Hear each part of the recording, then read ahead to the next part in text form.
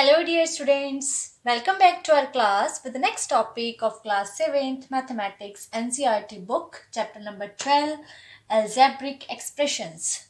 तो ये चैप्टर बहुत ही इम्पॉर्टेंट है बच्चे, और मैं आपको बिल्कुल इसके बेसिक से स्टार्ट करवा रही हूँ ताकि आपको हर एक चीज़ का इसमें अच्छे तरीके से पता चल जाए। ठीक है, तो बच्चे सबसे पहले इसमें आ जाते हैं वेरिएबल्स। अब आपको पता होना चाहिए कि वेरिएबल्स क्या होते हैं।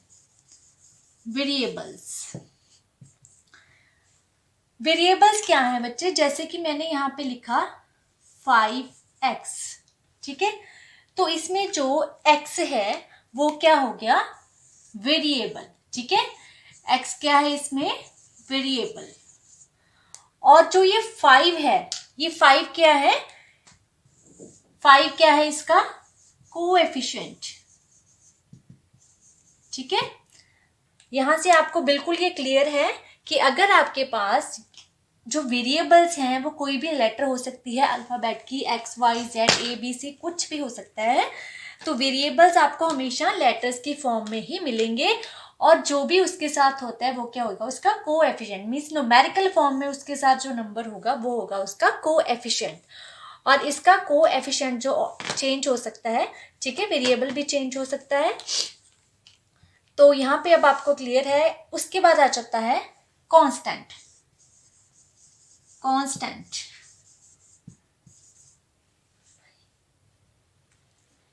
तो यहाँ पे अब वेरिएबल्स का तो आपको पता चल गया है। कांस्टेंट क्या होता है बच्चे, कांस्टेंट मींस जिस नंबर के साथ वेरिएबल नहीं होता, लाइक 4 एक कांस्टेंट है, 5 ये भी कांस्टेंट है, 95 ये भी एक कांस्टेंट है। ठीक है, मीन्स इसके साथ वेरिएबल नहीं होता, जिस नंबर के साथ वेरिएबल नहीं है वो क्या होगा आपके पास, कांस्टेंट।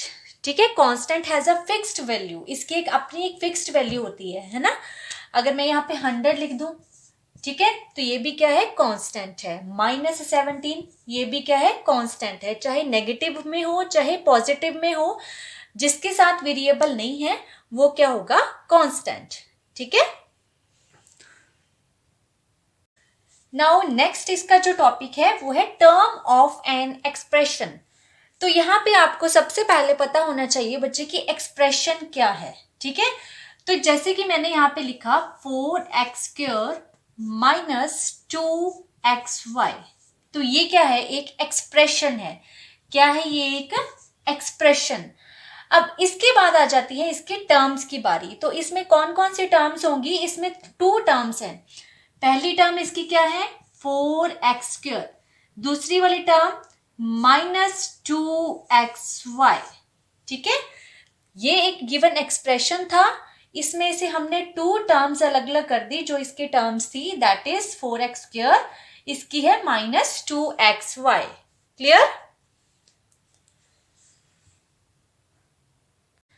तो यहां तक बच्चे आपने सीख लिया है कि वेरिएबल क्या होता है, कोएफिशिएंट क्या होता है, और उसके बाद आपने एक्सप्रेशन भी सीख लिया है वो क्या होता है। ठीक है, कांस्टेंट का भी आपको पता चल गया। बच्चे ये जो सारी मैं आपको समझा रही हूँ ना बेसिक वर्क, ये आपके इस चैप्टर में बहुत ही ज़्यादा यूजफुल है। अगर आपको ये चीज़ें पहले क्लियर नहीं होगी तो आप क्वेश्चंस अच्छे तरीके से नहीं कर सकते। ठीक है, तो पहले इस चीज़ को अच्छे तरीके से बेसिक वर्क को अपने माइंड में सेट करिए।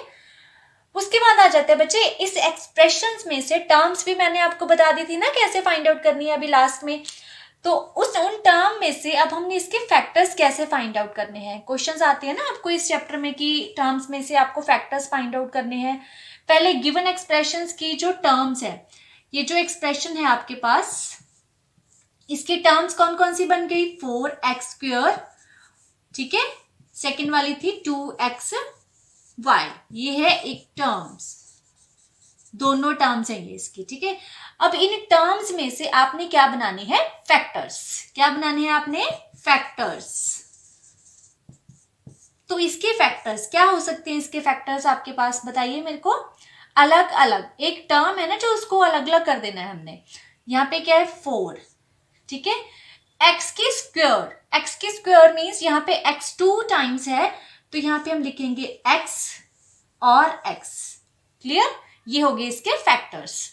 अब इस टर्म के आपने फैक्टर्स कैसे कर देने हैं, यहाँ पे देखिए माइनस है तो माइनस लिया 2, फिर हमने लिया x और y, ठीक है, यहाँ पे x y था, तो ये हो गए इसके factors. Clear? Is very very important topic, that is like and unlike terms. But ये बहुत ही इंपॉर्टेंट है। अगर आपको ये चीज अभी समझ नहीं आई तो आपको 10th तक बहुत ही मुश्किल होगी, अगर आपको लाइक और अनलाइक टर्म्स के बारे में नहीं पता चलेगा। तो स्टार्ट करते हैं बच्चे। लाइक टर्म्स क्या होती हैं? When terms have the same algebraic factors, जिन टर्म्स के सेम algebraic factors होते हैं वो टर्म्स क्या होती हैं? Like terms. और अनलाइक टर्म्स कौन सी होती है? When terms have different algebraic factors, जिन टर्म्स के डिफरेंट algebraic factors होते हैं वो क्या होती हैं? अनलाइक। अभी मैं यहाँ पे एक एग्जाम्पल ले रही हूँ।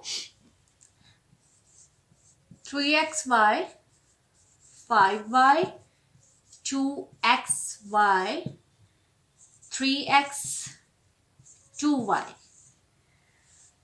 अब यहाँ पे आप देखिए मैंने ये सारी टर्म्स लिखी हैं। अब आपको इनमें से लाइक और अनलाइक टर्म्स का डिफरेंशिएट करना है कि कौन कौन सी लाइक है और कौन कौन सी अनलाइक है। देखो रजे, लाइक टर्म्स को हमने कैसे इकट्ठा करना है? इसमें लाइक टर्म्स कौन कौन सी हो सकती हैं? यहाँ पे देखिए एक्स वाई है ना, यहाँ पे अलजेब्रिक फैक्टर, और यहाँ पे कौन से हैं अलजेब्रिक फैक्टर्स? X Y. तो ये और ये दोनों क्या होगी? Like terms. बच्चे इनका कोएफिशिएंट, ये जो 2 है ये 3 है, ये मैटर बिल्कुल भी नहीं करता। मैटर क्या करता है? इनके अलजेब्रिक फैक्टर्स। क्लियर? अगर ये सेम है तो वो टर्म्स क्या होंगी? Like terms. ठीक है, चाहे यहाँ पे माइनस हो और ये नेगेटिव में हो, ये पॉजिटिव में हो, ये भी मैटर नहीं करता। मैटर क्या करता है? सिर्फ इनके अलजेब्रिक फैक्टर्स। क्लियर? तो अब ये क्या बन गई? Like terms. उसके बाद देखिए और कोई लाइक टर्म्स हो सकती है इसमें। इसका वेरिएबल है y, इसका क्या है? y। तो लाइक टर्म्स नेक्स्ट आ गई 5y एंड 2y। क्लियर? तो ये जो है इसके किसी के भी साथ इसका मैच नहीं बन रहा है, किसी के साथ भी ये लाइक टर्म नहीं बन रही है। ठीक है, अभी आपको अच्छे तरीके से समझ आ रहा है? तो नेक्स्ट है बच्चे, इसका टॉपिक है मोनोमियल, बायनोमियल्स, ट्राइनोमियल्स एंड पॉलिनोमियल्स। तो ये जो सारे टॉपिक है ना, ये आपके इस चैप्टर में कवर हो रहे हैं बच्चे। एक्सरसाइज 12.1 में ही है जो सारे टॉपिक अभी तक हम कर चुके हैं। ठीक है, तो ये जस्ट बेसिक है। बेसिक के बाद अब हम एक्सरसाइज स्टार्ट करेंगे। ठीक है, पहले बेसिक क्लियर कर लो आप सब। तो मोनोमियल क्या होता है बेटे? मोनोमियल क्या है? An expression which contains only one term. एक एक्सप्रेशन होता है जिसमें सिर्फ एक टर्म होती है। लाइक जैसे कि मैं यहाँ पे लिख रही हूँ 5xy, ये सिर्फ एक टर्म है, तो ये क्या है? मोनोमियल। जैसे मैं लिख रही हूँ 5x, इसके बाद ये अकेला, ठीक है, ये भी क्या है? एक मोनोमियल। मींस मोनोमियल क्या होगा? जिसमें सिर्फ एक टर्म होगी। ये कांस्टेंट भी हो सकती है, जैसे कि 100, ये भी क्या है? मोनोमियल। क्लियर? उसके बाद आ जाते हैं binomial. Binomial, bye means 2, an expression which contains 2 unlike terms, जिसमें दोनों अनलाइक टर्म होंगी। बच्चे अगर इसमें लाइक टर्म्स हो जाएंगी ना, वो तो फिर ऐड हो सकती है, सब्ट्रैक्ट भी हो सकती हैं, तो वो बायनोमियल नहीं हो सकती। तो बायनोमियल टर्म्स कौन हो सकती हैं? जो अनलाइक होंगी। जैसे कि यहाँ पे है x प्लस वाई, ठीक है, ये दोनों क्या है? अनलाइक है ना, और ये क्या हो जाएंगी? बायनोमियल। एक और टर्म देख सकते हो आप, यहाँ पे मैं लिख रही हूँ y प्लस 5। क्लियर? तो ये भी क्या होगी? दोनों अनलाइक टर्म्स है, ये क्या होगी? बायनोमियल। उसके बाद आ जाता है ट्राइनोमियल। बच्चे नेम से क्लियर है, ट्राई मीन्स 3, ठीक है, an expression which contains 3 terms. जिस एक्सप्रेशन में 3 टर्म्स होंगी वो क्या होंगी? ट्राइनोमियल। जैसे कि x plus Y plus 3 terms आ गई इसमें, तो ट्राइनोमियल। अब आ जाता है पॉलिनोमियल्स। पॉलिनोमियल्स क्या होते हैं बच्चे? In general form an expression with one और more term is called a polynomial. मतलब इन जनरल सेंस हम क्या बोलते हैं कि जिस एक्सप्रेशन में वन से ज्यादा, वन और मोर टर्म्स होती हैं, वन होती है और उससे ज्यादा भी हो सकती हैं, वो क्या होते हैं? पॉलिनोमियल।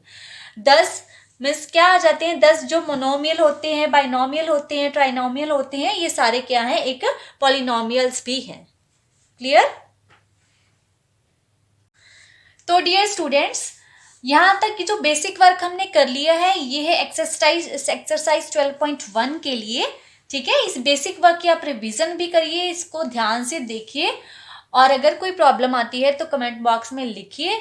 ठीक है, और चैनल को सब्सक्राइब करिए ताकि मैं आपको आगे की वीडियोस में ये सारा चैप्टर अच्छे तरीके से समझा सकूं। और जो 12.2 है उसमें है addition and subtraction of algebraic expressions. ठीक है, तो उसके लिए एक अलग से वीडियो बनाएंगे। यहाँ तक आप रिवाइज करिए, उसके बाद नेक्स्ट वीडियो में आपको एक्सरसाइज 12.1 मिलेगी स्टार्टिंग से। ठीक है, ओके, थैंक्स बेटा।